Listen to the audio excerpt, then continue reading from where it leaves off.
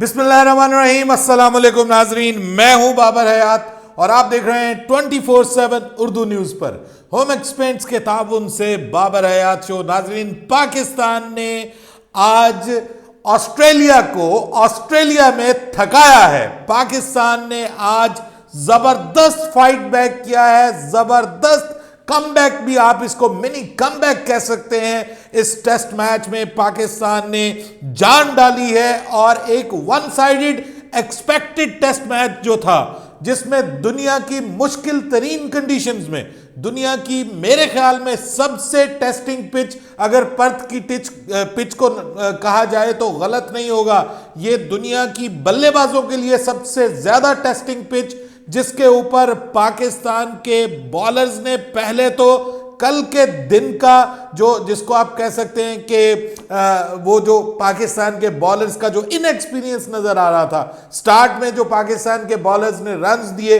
उसके बाद पाकिस्तान के बॉलर्स ने जो आज जिस तरह से कमबैक किया, और खास तौर पे पाकिस्तान के लिए डेब्यूटेंट्स, दोनों डेब्यूटेंट्स को मैं बराबर की तारीफ करूंगा। यह अलग बात कि आमिर जमाल ने आज 6 विकेटें हासिल करके एक हिस्ट्री क्रिएट की है पर्थ के मैदान में। ऑस्ट्रेलवी बल्लेबाजों को जिस तरीके से उसने आउट किया, और आउटस्टैंडिंग जिसको आप कहते हैं कि बिग हार्ट बॉलिंग उसने की है, और उसके साथ खुर्रम शहजाद, अगर हम उसको रियल मीनिंग्स में अनसंग हीरो कहें इस मैच का तो गलत नहीं होगा। कमाल की लाइन और लेंथ के साथ, टेम्परामेंट के साथ इस नौजवान ने बॉलिंग की, और कमाल तरीके से दुनिया के टॉप बल्लेबाज, दुनिया के हाईली टॉप बल्लेबाजों को जिस तरीके से उसने मुश्किल में डाला, और जिस तरह से आज उसने मिचेल मार्श को एक अनबिलीवेबल स्विंग डिलीवरी के ऊपर आउट किया, सबको मैं कहता हूं कि तारीफ के काबिल है। लेकिन सबसे ज्यादा तारीफ के काबिल कौन है?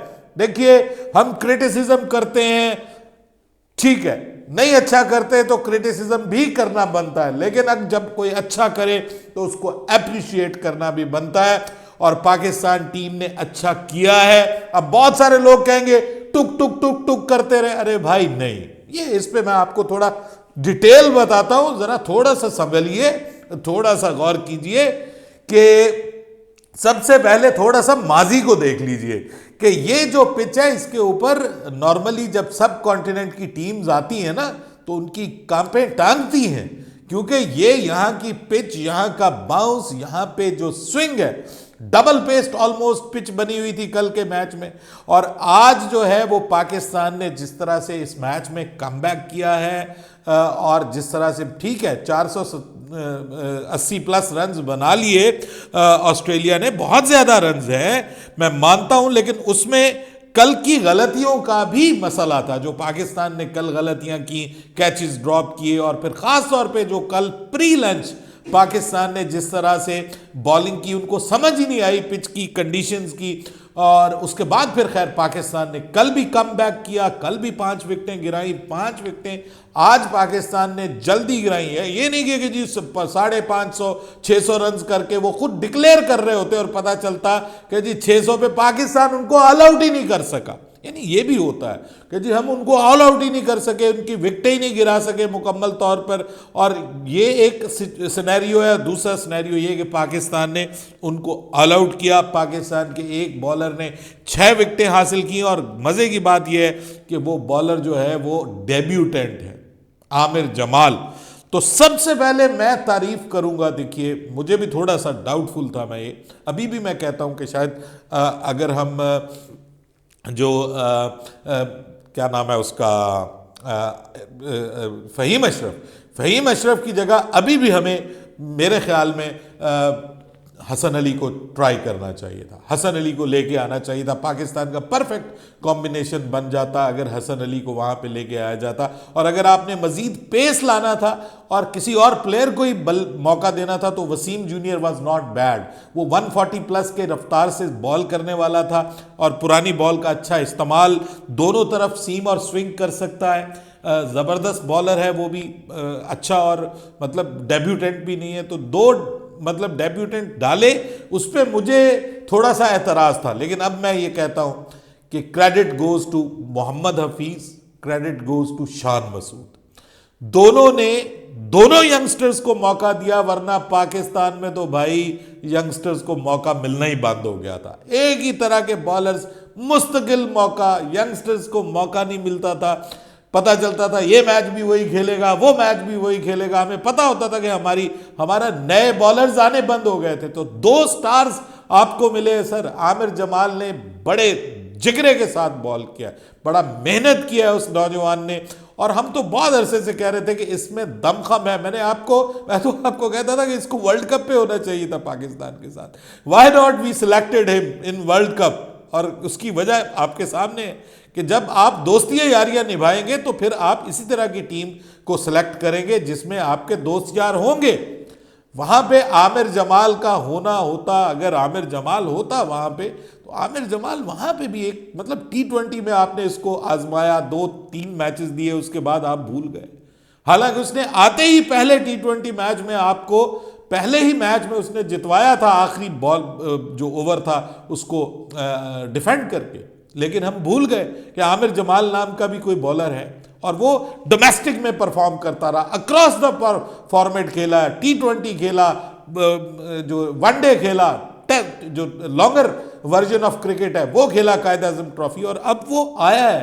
तो मैं क्रेडिट फिर इन द ग्राउंड क्रेडिट देता हूं कैप्टन को। शान मसूद ने भाई बहुत जबरदस्त कप्तानी की है। मैं ये समझता हूं कि आम कोई कप्तान होता तो ढेर हो चुकी होती पाकिस्तान की टीम इस वक्त तक। पाकिस्तान जो है वो कभी भी कोशिश ना कर रहा होता कि ऑस्ट्रेलिया की टीम को हम आउट कर लें। मुझे सिर्फ इतना बता दें, जो कल मेरे नीचे कमेंट्स कर रहे थे यहां वीडियो के नीचे कि जी शान मसूद की कप्तानी पे आपने बात नहीं की। क्या बात करूं जी, कल उसने जिस तरह से आखिरी 2 विकेटें फील्ड सेट करके, प्रॉपर प्लान बना के, बॉलर्स के साथ डिस्कस करके, लाइन और लेंथ तक डिस्कस करके कहा कि इसको शॉर्ट बॉलिंग करवानी है, ट्रेविस हेड को जो उसकी कमजोरी थी उसके तहत आउट किया, और उसके बाद डेविड वार्नर को प्रॉपर एक जाल बचा के आउट किया। और क्या चाहिए आपको कप्तान से? और क्या चाहिए आपको कप्तान की कप्तानी से? अब प्रॉब्लम यह है कि हम कहते हैं कि वो जाए और जाके वहां पर 3 के 3 टेस्ट मैच जीते, और जीत के फिर हम साबित करें कि जनाब ये बाबर आजम से अच्छा कप्तान है। और खुदा का खौफ करो, दुनिया की सबसे मुश्किल पिच है ये पर्थ की पिच। रिकॉर्ड निकाल के देखिए, रिकॉर्ड निकाल के देखिए, यहां पे दुनिया की सबसे मुश्किल कंडीशंस हैं पर्थ की कंडीशंस, और इस मैदान में दुनिया की सबसे मुश्किल कंडीशंस हैं। आप खुद देखिए कि कल जो 160 ऑड रन्स किए हैं, वो एक साहब मुझे कहते कि छोटी सेंचुरी और बड़ी सेंचुरी पहली बार सुना। अब मैं सदके जाऊं तुम लोगों के क्रिकेट के दिमाग के ऊपर। अरे भाई, ये एक कहते हैं सेंचुरी और एक कहते हैं बिग सेंचुरी। ठीक है, एक बंदा 101 बना के आउट हो जाता है, that is called a century, और एक बंदा 150 प्लस आउट आउट होता है ना, उसको कहते हैं कि बिग सेंचुरी। ठीक है, और जब उससे आगे 200 करता है तो उसको हम डबल सेंचुरी कह देते हैं। ठीक है, अब ये भी टर्म्स बतानी पड़ेगी। आप लोग नीचे आते हैं और कमेंट्स करते हैं और हमारा दिल जलाते हैं, और अब कमेंट्स कर रहे हैं जी शान मसूद की कप्तानी की बात करें। अरे भाई, कल भी उसने कमाल की कप्तानी की, और ये होता है अच्छा कप्तान, जो एक बॉलर को बड़ा बॉलर बनाता है, जो एक बल्लेबाज को बड़ा बल्लेबाज बनाता है, जो कॉन्फिडेंस देता है। आमिर जमाल को कॉन्फिडेंस दिया शान मसूद ने आज, और जिस तरीके से उसने अपने कप्तान के कॉन्फिडेंस के ऊपर पूरा उतरा, मैं कहता हूं अमेजिंग। और उसको उसकी मर्जी की फील्ड बना के दी, उसको कहा कि तुमने आउट करना है, and you can do it, and this is what we require एक कप्तान से। बाकी भाई, मैच पाकिस्तान 487 रन बना के, अगर हम ये सोच रहे हैं कि पाकिस्तान ये मैच जीत जाएगा, तो बहुत मुश्किल है।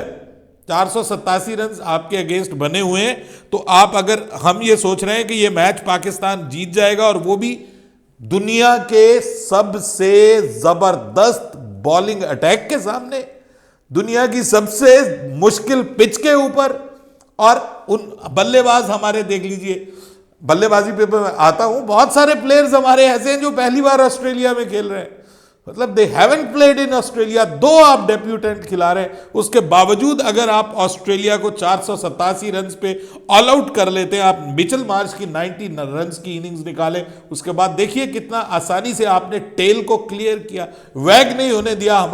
हमारे गले में तो मुखालिफ टीम की टेल अटक जाती थी और वो टेल जो है वो 50-50 रन करके चले जाते थे। हमें ये समझ नहीं आती होती थी कि हमने टेल एंडर्स को कैसे आउट करना है। मत मेरा मुंह खुलवाएं इस हवाले से कि जो कप्तानी में हमारे होता रहा है। बहरहाल पाकिस्तान ने 487 पे किया। मैं कहता हूं कि क्रेडिट कप्तानी को जाता है। मैं कहता हूं जो कॉन्फिडेंस दिया जो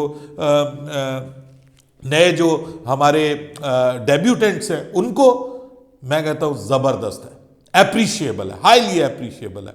और उसके बाद फिर पाकिस्तान ने जब बैटिंग स्टार्ट की, देखिए इतना टेस्ट मैच सिर्फ मारने का नाम नहीं है, टेस्ट मैच अपनी विकेट के ऊपर प्राइस टैग लगाने का भी नाम है। टेस्ट मैच पेशेंस का नाम है, टेम्परामेंट का नाम है, टेक्निक का नाम है। आज पाकिस्तान के ओपनर्स ने जो ओपनिंग बल्लेबाजी की है, अब्दुल्ला शफीक ने खास तौर पे जिस तरीके से उसने बल्लेबाजी की, और एक तरफ से इमामुल हक ने, बहुत सारे लोग कहते हैं टुक टुक टुक टुक, अरे भाई क्या बात कर रहे हो तुम। अब भाई मुकाबला तो देखो, पाकिस्तान की जो प्रीवियस यहां पे रिकॉर्ड है, सिर्फ 2 बार ऑस्ट्रेलिया में लास्ट 10 इयर्स में 2 बार ऑस्ट्रेलिया में 50+ स्टैंड दिया है पाकिस्तान के ओपनर्स ने। हम तो 100 पे 5-6 आउट होने वाली टीम है ऑस्ट्रेलिया के अंदर जाके।